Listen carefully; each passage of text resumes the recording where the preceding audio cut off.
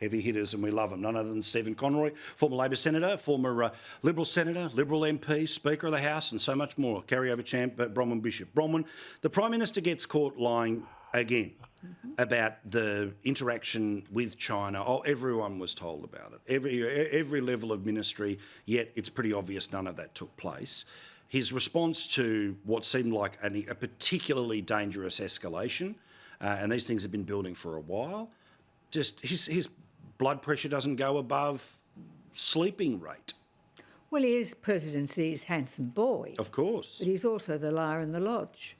I mean, the man indicated that the ministers were going to speak to each other, that he would speak to Xi, at least that the ambassador would be called in and dressed down for what was a very dangerous and really tempting fate, in that if it had gone really wrong, what would have been the next step? That's the reporting. That's the really question. But you can't believe a word this man says. The fact of the matter is that he simply has accepted his role as the head of a vassal state as far as he's concerned, and all he wants is that when the election comes, the Communist Party of China will send messages out to the diaspora that's here in Australia. Well, Stephen, there was a rather significant change in the diaspora's vote at the last election, wasn't there? Oh, my God.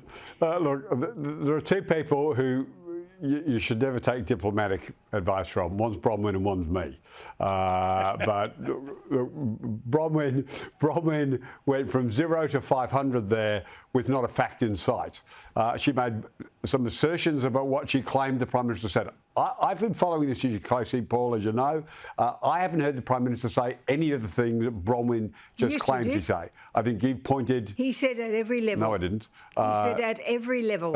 But he said every level, and then the report is it's not every level. That's my point tonight.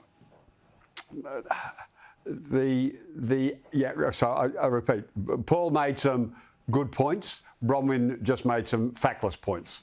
So on the core issue and you're making about how to deal with the Chinese government, no. So on the core issue on how to deal with China, they could not give a stuff what Australia says. I didn't realise that you were very, very clear about this. Well, like you, Bronwyn, I've spent a lot of time studying these issues. But on the core point, China don't care what Australia say or think. They'll play us on a break whenever they can. So the most substantive thing that Australia can do is to continue, as we have been doing, opposing their coercion and bribery in the Pacific Islands, working to build the alliance network across the Indo-Pacific, whether it's with India, been blown out of Philippines, the sky. What do we Indonesia. Listen. I'm asking Stephen. Well, you should absolutely, should absolutely protest. And I mean, the Prime Minister's words were very clear. And just in case you're wondering if you want to see a comparison about how would, say, the US describe it, the US described it publicly in exactly the same way.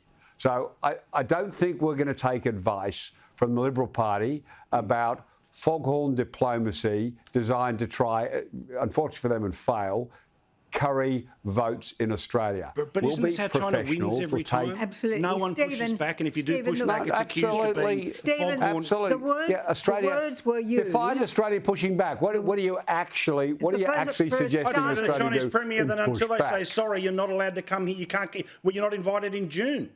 That's what I'd say.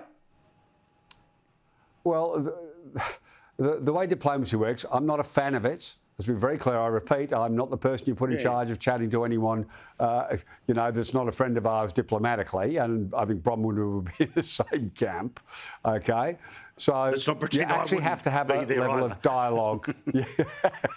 It's probably a unity ticket. But let's not pretend how this world works. It's not a world I want to be in. This is how it works under Albanese. Not pretend. No, that's how it works when how do we push? The last government, for starters, you push by consistently raising it. That's point number one. Where's Penny Wong?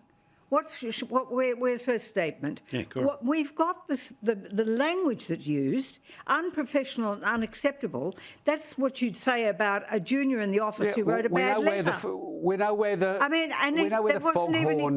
the foghorn diplomacy, the plain domestic politics, and it which was you thought Mr. would help Miles, you, of course. it didn't. The domestic politics is not to offend the Chinese diaspora in this country. No, let's be clear. We have a public defence document that identifies China as a clear and present danger to us.